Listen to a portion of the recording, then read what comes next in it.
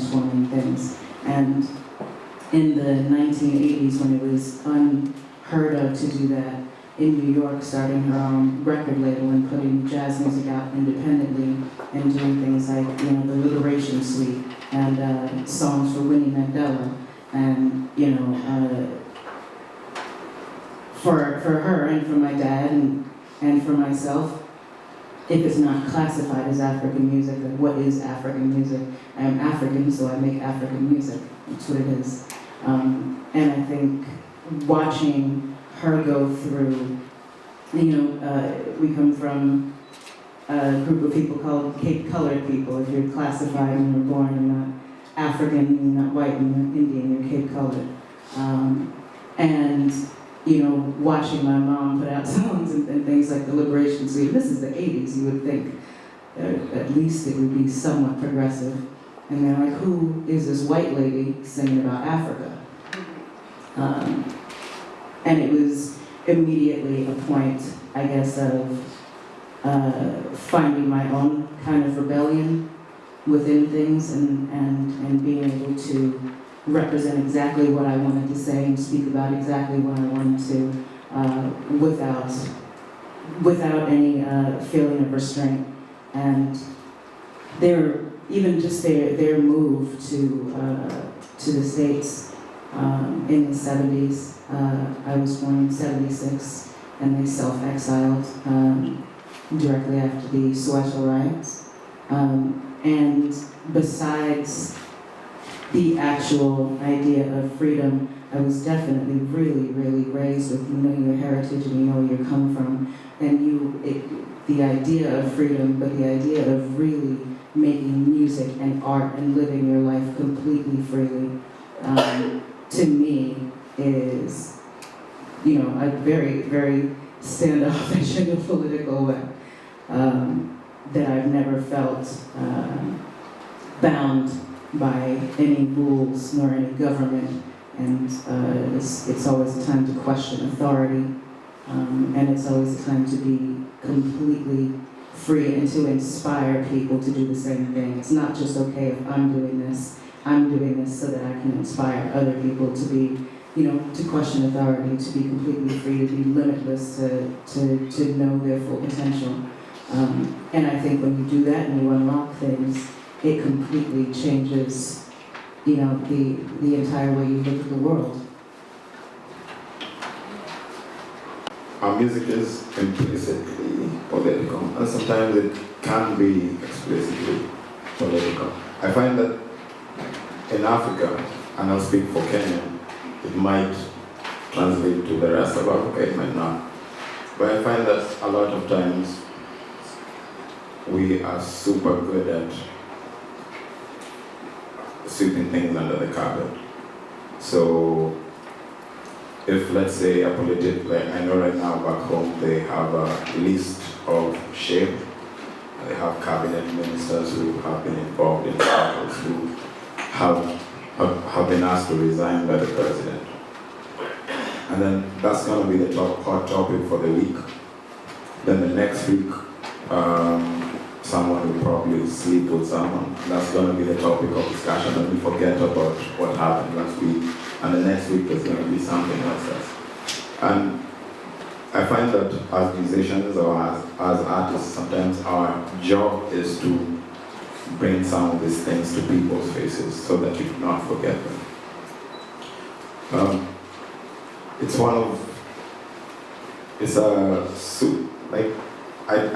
We don't want to have it, like, we don't want to sound like guys who are preaching, because at some point it makes it dilute the message. But also you just don't want people to forget that we live in the reality that some people in our countries experience are super harsh, and we need to find ways to make their lives better in a way. You know, one very interesting piece, it kind of contributed to the death of politically conscious music. So people often look at Jamaica, they say, wow, Jamaica of the 1970s, Bob Marley, you know, Rastafarian consciousness, politics, spirituality, etc. that was replaced by a form of digital music that kind of went against those values. People made the same observations about African American music and the kind of political consciousness that we sometimes associate with the soul and the R&B of the 1970s.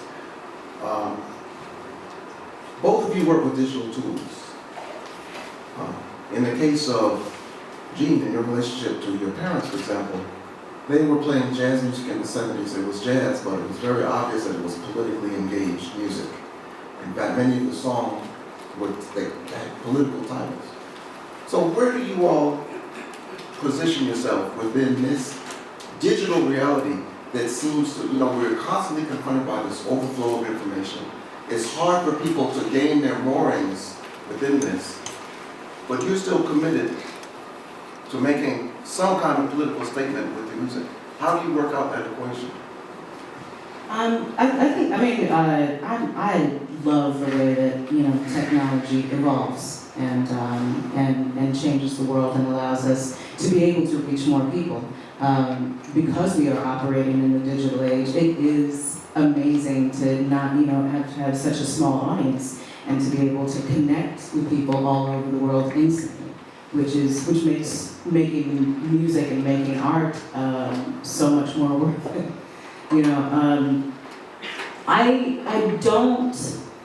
I've kind of gone through I'm happy that I was born in a time. I was born in the 70s, and I've been through the 8-track. When I started engineering, I was working on reel-to-reel, so we weren't working on Pro Tools or everything. So I've kind of seen and worked with everything as it evolves. For me, I'm happy that things are more so available to everyone, that you can really get the messages out to people immediately, which, there's always the downside of that is that, everybody has the technology to be able to make stuff, so you get a lot of really terrible stuff. But it also gives the opportunity to a lot of kids that you would have never been able to hear from. And that is amazingly important. In the case of a musician that's making music in Nairobi, for example, or South Africa, Joburg, Nigeria, Lagos, whatever, whichever point you are in Africa, I feel like we're in that space where it's much easier for someone who is making, it could be good music, it could be bad music, but it's easier right now to be able to discover a musician from South Sudan, and that's a good thing, because now they're able to tell their story, and you can either accept it, but they're able to tell their story much better than it was back in the day when you could not name a Kenyan musician, for example, or you could not name the powerhouses would be Nigerian musicians and South African musicians, but you'd not be able to discover a lot of other musicians in the continent who still have a voice and a valid story to tell. And now that we're living in that point in time, it's just opened up the continent to much more discovery. I'm in conversation with a lot of musicians around the continent just because they discovered some of our work online, and they're like, okay, we like your stuff, we want to collaborate, which makes it's an exciting time to be a musician. Yeah, and it just talking about people who wouldn't have had the opportunity. I come from a family where my mom and my dad were the only two people in their family who were like, we're going to go play jazz music, which sounded completely insane at that time. My mom started out as a school teacher. There's nobody else in the family, even if they do want to make music. This is the 40s and 50s in South Africa. And, who have brothers and sisters. Like I have my aunts and uncles who were like, my dream was to be a singer, my dream was to do this, and there wasn't access to that. And watching my younger cousins have access to their computers and be like, I'm a producer now, I'm a DJ, and they wouldn't have existed. That wouldn't have happened. So just the idea that, you know, these kids are being able to actually live their dreams and actualize their destiny is such a beautiful thing. No, that's really interesting in terms of access, the ease of getting your music out to the world. But another whole aspect of that is reconfiguration.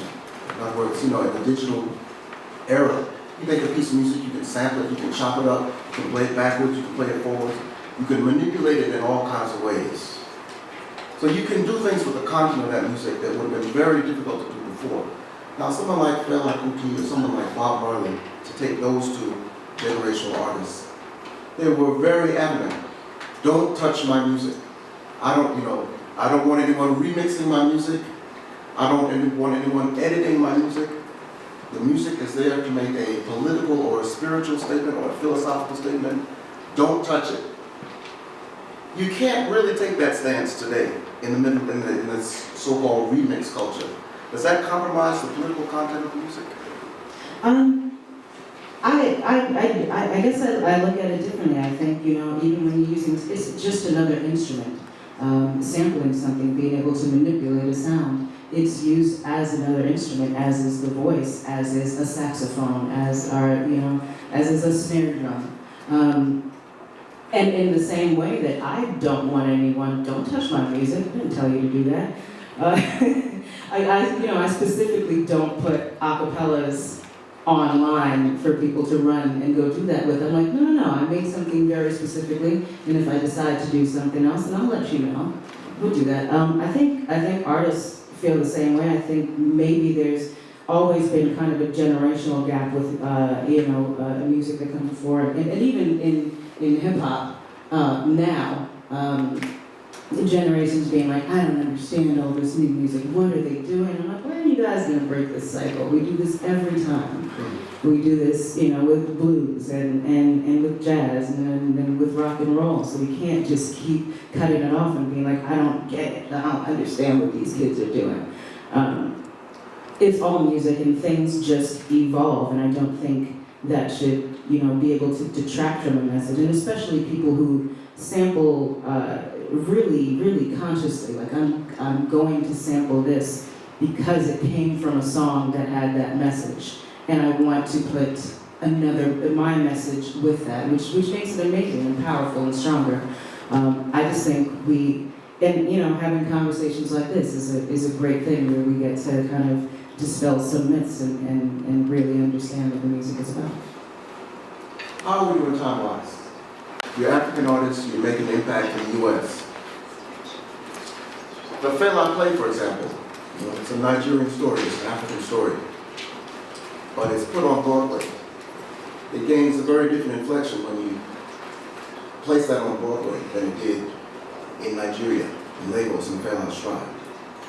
So these political stories, these political narratives, they can be received differently outside of their local context. As artists who are moving across cultural boundaries, you're performing your work internationally, how do you deal with that? The different ways that different audiences in different places respond to your work. Do you feel that they're able to understand the messages that you're trying to generate? Or is something lost in translation?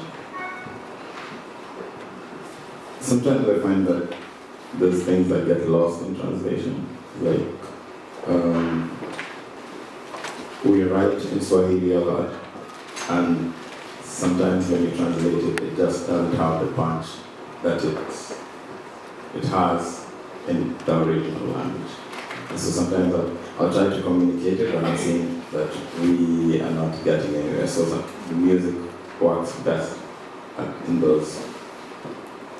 that juncture. But also, there's I feel like we are part of the school of musicians that's trying to, not even trying to, that's helping educate people wherever we go about the Africa we know. And it's not about Africa being a perfect place. It's about Africa being a place that, just like anywhere else, just like in the States, where you have a lot of positive things and you have a lot of negative things. This is exactly the same in Nairobi, and anyone who's lived in the continent will know that you have your positive sides and you have your negative sides. For a long time, the media tends to portray African in one way, and we are part of the school of artists who are saying, look, we are telling our story in this way. Because when you look at a lot of information that's maybe on CNN, it's shown by people who, again, come for a short time and leave. Like we live in Nairobi. I can't say that I speak for everyone, but I've been able to move around enough to see that there's things that need to be fixed, and we need to find ways to address it in the music. Again, not being preachy. I don't mind things being lost in actual translate, like lyrics. That's fine. That's not for me. It's not about that, and it's about the feeling of the actual moment and being able to connect to the audience, and the audience connecting to you, and everyone having a general shared experience. There's music you can listen to and absolutely not understand the language and be like, I completely feel what is happening here. It's about that. There's deaf people who feel rhythm and bass, and it's the same thing. So, and it's also about, kind of, I guess, finding your way as a performance artist. And, whether you're doing a show in London or you're doing a show in Cape Town or in Shanghai, it's for you to bring the same feeling and the same moment and the same intimate kind of love and energy and magic in the room, no matter where it is. And I think that's the translation of music is not necessarily in the actual lyrics, which would be really hard because I have entirely too many words in my songs.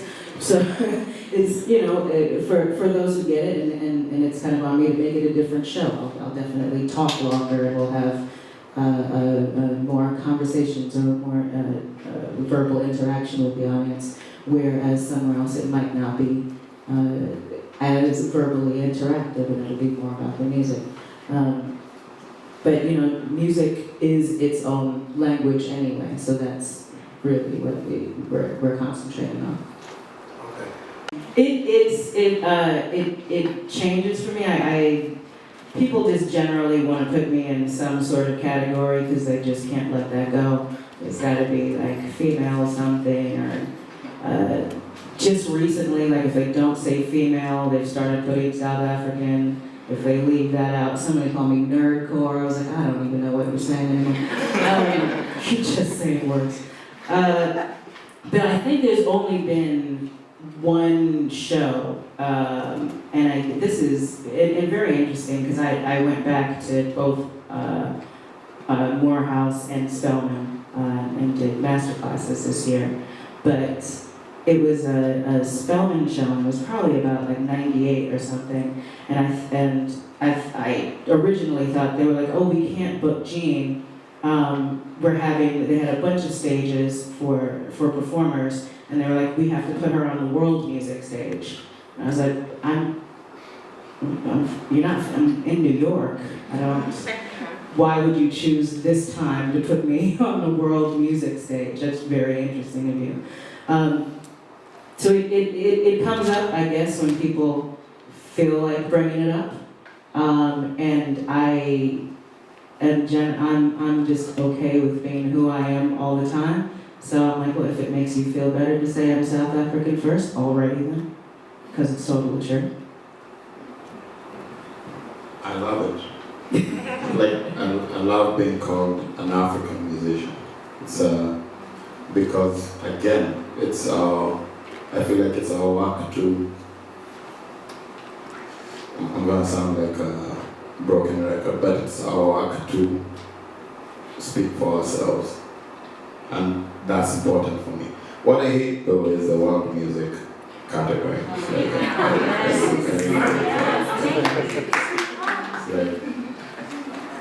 I'm always super upset when you get put in the world music category. It's like music that you want to categorize, but you don't want to listen to. So, It's America being very interesting. They're like, this is music, and then that's world music. yeah. And one of my bandmates said it best. It said that it's, when you call it world music, it's the assumption that the US and the UK are like the gatekeepers for what's hot and what's not. And so everyone else is others. Right. Also with the Citizens Room shows that musicians can have direct impact, change in government. And it also intersects, I think, with what Professor Veal said just about the youth of the population.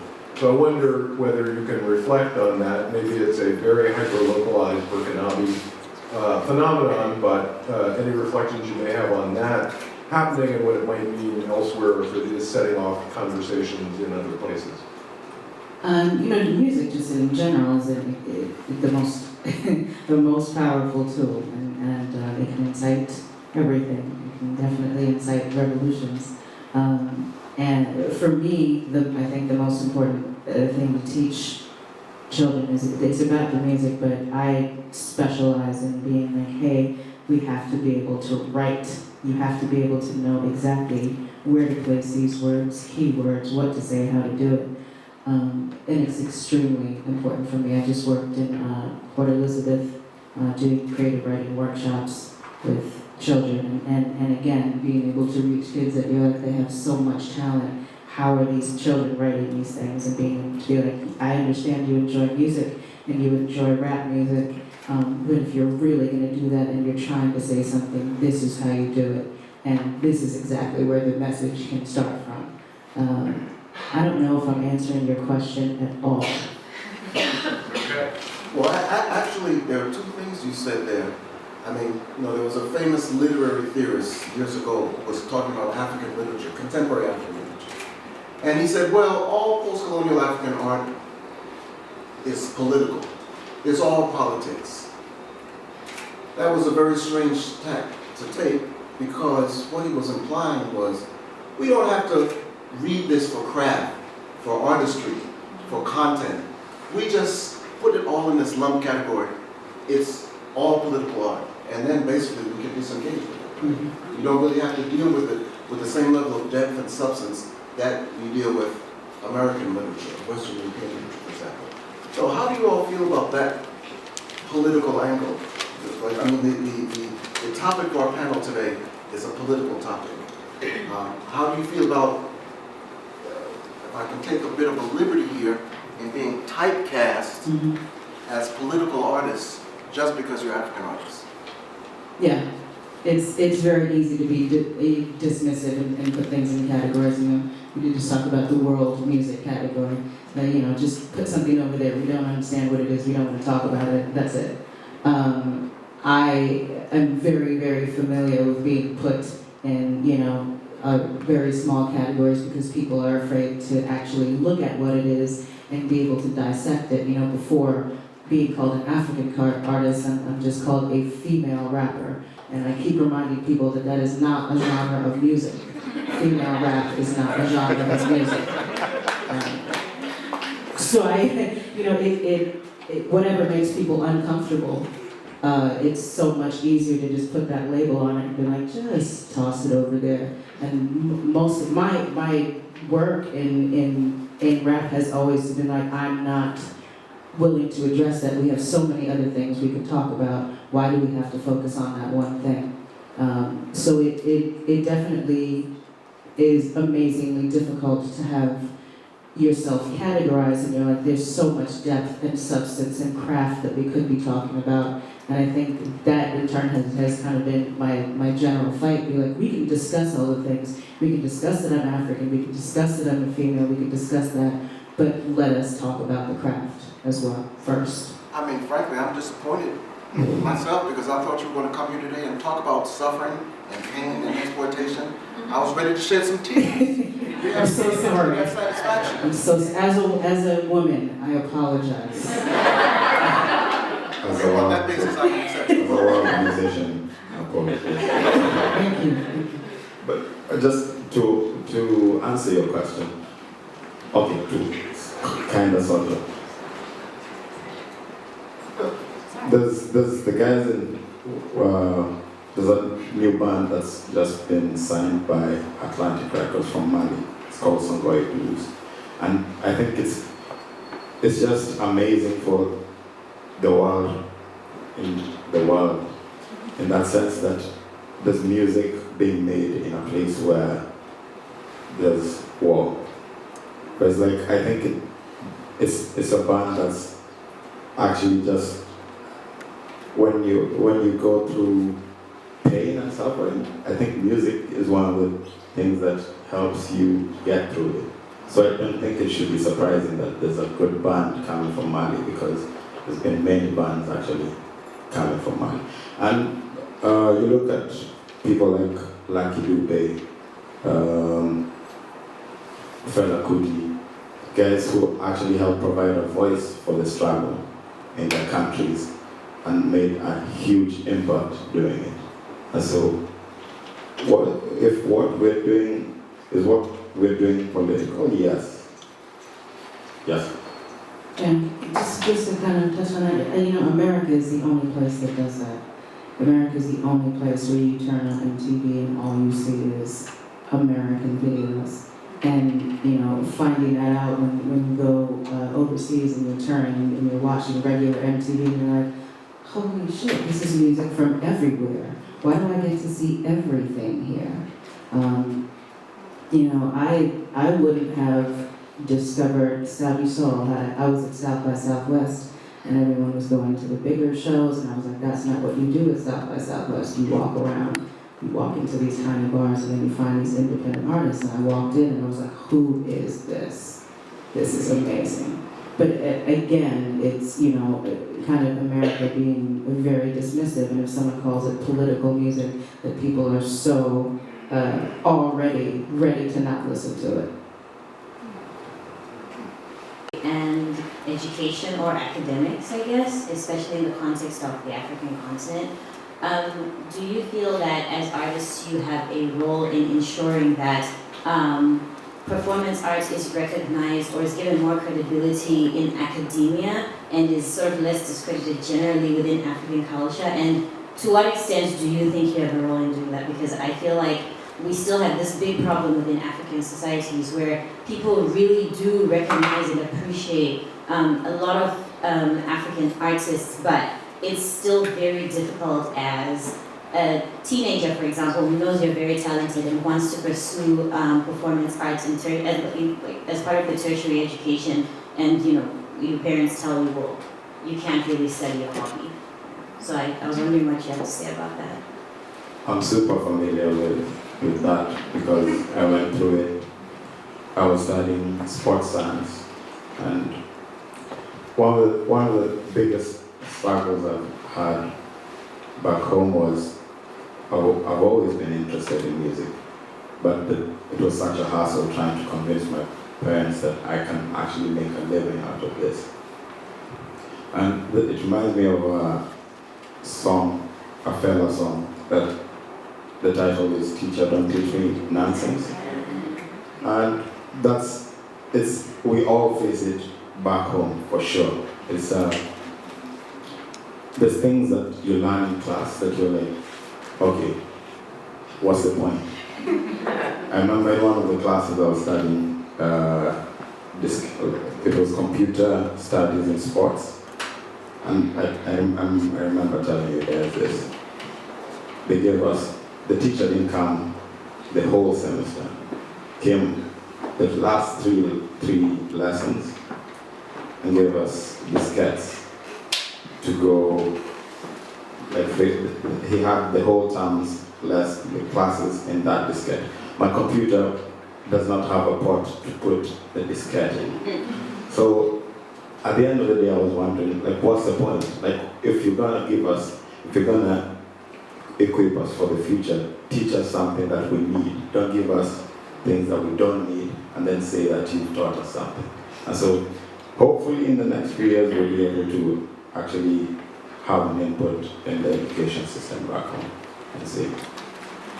Yeah, I generally think it's like that everywhere, and especially the public school system.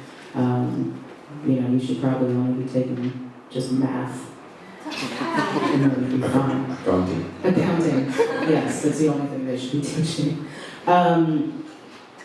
Yeah, I think it's actually really opening, I think the education system, it definitely started to open up here, and especially, seeing hip hop being taught in college courses, and people like Ninth Wonder and Bun B being professors and going to these places is an amazing thing. And I wouldn't have had the chance to go over and work with these children had it not been, I call it sort of under the guise of rap music, because it was like, yeah, no, sure, I'm there. No, we're totally just learning how to write. I just want to get everything out of your brain and onto the paper. So I think things are starting to open up and starting to understand that these things are extremely academic and extremely helpful, actually, in life, because English and English language is important, but then, also I was, saying, don't just write this in English. It doesn't matter if I understand it. You write it in the language you need to write it in. So the crafting of language and understanding how important that is. It's starting. It's going to take a while. It's going to take a while for sure, because when I first got here to Yale, in the very conservative music department, it's all about the 18th, 19th century classical music. I had just come back from Lincoln's playing in Veal's band and writing a book about him. I thought maybe I should keep that low profile. They didn't really know who he was or what it meant, and I thought maybe it's best to keep it that way until I have some job security going for me. This is the first time you're talking about it. I feel I'm in a supportive environment now. But, are you still working on the Veal project? Yes, still working. These things do take a long time to change. They're very slow. And the very fact that you can study music academically, most of the people in the world don't understand that. They think, okay, we can understand musicians. Maybe if you're from Western Europe, you can understand the concept of a composer. But why do we need people to tell us about the music that we already have a relationship with? I know why I like it, either I like it or I don't like it. So that in itself is a very new concept in human culture, let's say, that we need this specialized class of scholars to digest the music that we're already familiar with. It's a tricky one to negotiate. I think even saying, the idea of people saying, I like it and that's it, and I'm like, yes, but you don't actually know why you like it. And as someone who definitely just studied music and went to school for music theory, you like it because of those chord progressions. You like it because of those keywords. You like it because, there are formulas for making hit songs. There are absolute chord progressions that are used to make people buy that music or to make that hit song. That's why you like it. Or you like it because those keywords are placed in those songs, So it's also an interesting thing, because for musicians, you're like, I don't necessarily know if everyone should know this. Well, what does it turn into? Who becomes the consumer? And I personally would love for everybody to be educated in that way, and even if you're eating a slice of cake, you should not be like, I just like it because I like it. You have to know that you enjoy the cocoa powder in it. You have to be educated about what you like. For some people, that destroys the magic, though. I don't want to know about chord progressions, and we deal with this in the music department all the time. These are mainly classical musicians. They spend most of their time in Yale playing music. But when it comes down to taking music theory classes, for example, they hate that. That's the worst form of torture for them. That the music that they just finished playing and enjoying and soaring on the wings of the spirit, now to break it down to this chord progression, this construction of a melody. This is a retrograde construction of a melody. And now we're going to grade you on it. You see? I think it's a beautiful. I love breaking it down as a science, but I think also as artists, when you are in the business and you really do this, I call it that we've pulled back the curtain and that we know that there is no Wizard of Oz. And you really look at music and you look at things very, very differently. And sometimes you can be like, I wish I didn't know. Well, how are we doing time-wise? Are we still good? Brother, so there was a discussion earlier from authors who talked about having their work validated through America or Western civilization, Western countries. And I'm wondering, as artists, do you conscientiously, unconscientiously think about that with your music in terms of success? Because Gene and Michael, like Faramond, Last Poets, they find more success touring in Europe than they do here in America. And I'm just wondering, how do you see this really complex, I don't know, formula that's going on in today's music, especially with Black music? It's a double-edged sword in a sense, because one, we are back home, we're like the forerunners with regards to what we do. And so the problem of being a pioneer sometimes is that you don't have everyone. And in that sense, we get, because what we're doing back home is not necessarily new in that sense. Like, it's easier for people sometimes to understand it in the States. And so in that sense, there's that validation. And at some points it's worked for us, but always at the back of my head, I'm just like, I want more people back home to listen to this, because there's a way people are used to doing things. And you want people to expand their territory a little bit, like sonic territory, listen to more things. And then you can be able to find out, okay, I've listened to that, I didn't like it, I've listened to this, I didn't like it, this is what I like, because you had options, not necessarily because this is the only food you've eaten your whole life, and it's all you know how to digest. And so, in terms of, it's one of the things that I'm constantly asking myself, and I know the band, we've talked about it a lot of times, is that we definitely want more people back home to get on the boat. But also, it's a thing that worldwide we face. It's like the superpowers, we know, it's like your country is a superpower. And so,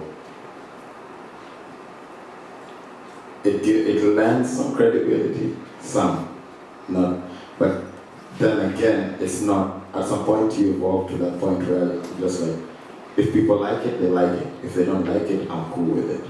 And it's not necessary anymore to be liked by a superpower. Like, if I'm making stuff that I'm feeling is coming from my gut and soul, then I've done my job. Commercial music, you kind of have to be like, all right, I know where I am in this business. But it is extremely true that, traveling overseas, especially to Europe and to Australia, saying, but that's always been true for Black music. And let's be really honest, it's not necessarily because they get it, it's because they want to see Black music. And it seems more authentic and credible, which is kind of a different kind of show. Yeah. You know what I just said. The whole idea, maybe for the better, maybe for the worse, it's all subjective in the end. Maybe that was a lead period to this current moment of globalization in which, the idea of the local is not really that important anyway. Artists of all kinds and of all backgrounds are expected to be moving around and creating their art in different places. And even if they don't physically move around, as you were saying, the technology is there to move their art around. You want to collaborate with someone on the inside of the planet, you send it as a file and it gets there in 30 seconds. So the whole question of locality and how artists are trying to gain access to audiences is radically different today than it was in that era of African music. Do we have time for one more question? Okay. Songwriting dynamics of contemporary music. and I know the work of, well, I don't know much about it, but Alex Boye, when he actually had the interpretation of the African flavors and the African tribals in many of the video musics, and collaborate with contemporary artists throughout around the world. So my question is, how do you feel about this particular craft of artistry into the contemporary music? Because in some way, I'm familiar with the contemporary music because he sings the contemporary music, but with the flavors of African tribal interpretation of his own. But I'm unsettling with some of the representations of the tribals of indigenous communities being portrayed in the video. But how do you feel about that, the material artifact that is being portrayed in the video, and then in particular this kind of crafting, like mixing with African tribal or indigenous with contemporary musics? On a general old and new, and even talking about, I'll go back to my mom who started singing in the 50s and the early 40s, and she was like, I want to do all of these jazz standards, but I don't want to sing them as jazz standards, or I want to take these old Negro spirituals or gospel songs, and then I want to put our rhythms underneath it, and I want to do something different, and I want to elevate it, and I want to make something absolutely different. I think that's the only way we get to evolve to new things, is even just as people. It's your old experiences and recognizing where that comes from, and then being able to look to the future and say, not just our music what's now, but what's next. And I think that's incredibly important in all types of artistry, in life in general. And now I want to check out the artists you're talking about, because I feel totally dumb. I feel totally dumb too, but I'll tell you one thing that was really interesting about your question. You notice you move back and forth between the term tribal and the term feudal. That's great. That's a step up. If we can use the term feudal instead of the term tribal, because tribal just implies that it's a wilderness and there's nothing there. Feudal implies that there's a political structure in place and there's a social structure in place. If we can reconceive this concept of African tribal musics as African musics of the feudal era, that's great. That's a great step forward. So, that's going to take really long. Regardless of how you feel about feudalism as a form of organization, still, rhetorically, it's a step up. I think right now we are, for the most part, if we live in wherever we live in, we more or less are influenced by similar things, like acquisitions. Like at the very bit, like if there's a top 40 song playing in New York, it's probably playing in Nairobi. And so we all end up having these sounds as influences, but we also come from where we come from. And this is, like, it'll always creep up, or you'll always find it in the music whether you like it or not. Like, even if I try to make trap music, it'll just sound like there'll be something about it that'll have that Kenyanness in it, that it might be intentional or not intentional, but it'll be there. So. More on the creative process that you use to make music. Do you feel the forefathers, the Veals and the Lucky Dubes and the Bob Marleys, sort of set a way in which you make political African music? Or do you, what about your music makes it sound African? Like, what is the political drumbeat, so to speak, of your music? I think we live in different times from them, and also a good example, I feel, a good example is in Kenya. We are a bit more, we're one of the more mellow countries in Africa. And the president, there's a president who he was in power for 27 years, and he made sure that everyone, like, there was no like popular music.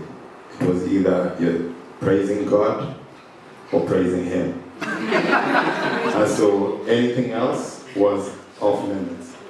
And so we ended up being a country that's subdued in that sense. So it's a very different climate from South Africa or all these other countries where these guys existed in. If you think about it, there's not a lot of Kenyan musicians who had a voice politically up until now. Like the past few years is when the space has opened up enough for that when you can say something about the president and not go to jail.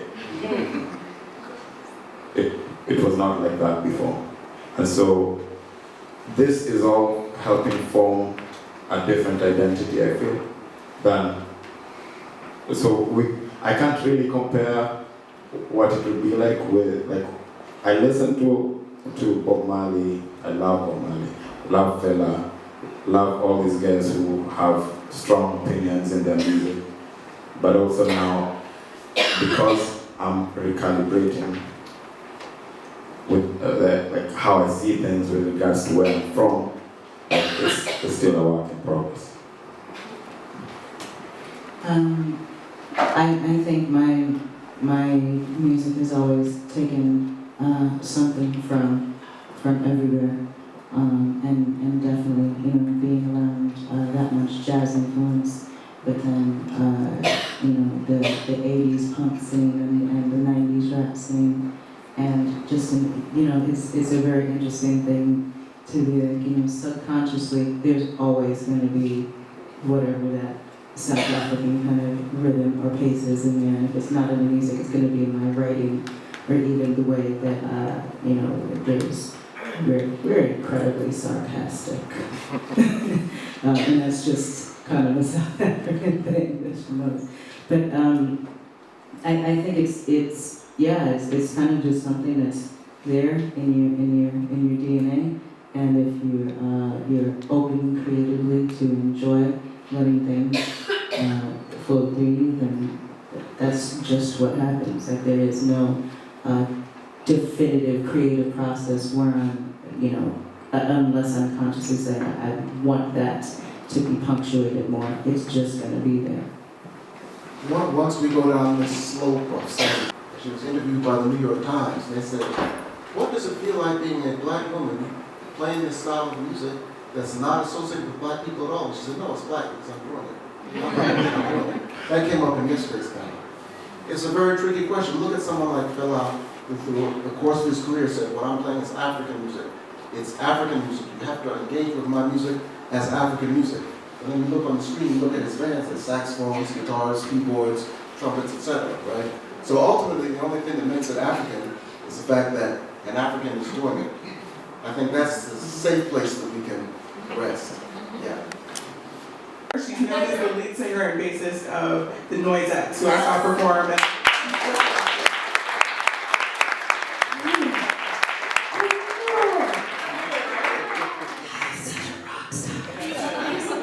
So I just want to plug our concert one more time. It's 8 p.m. at Battelle Chapel. That's 400 College Street. And the doors open at 7:30 p.m. tonight. And so right now we have a quick break before our next panel at 3 p.m. So join us back here then for Pan-African Storytellers in Fashion.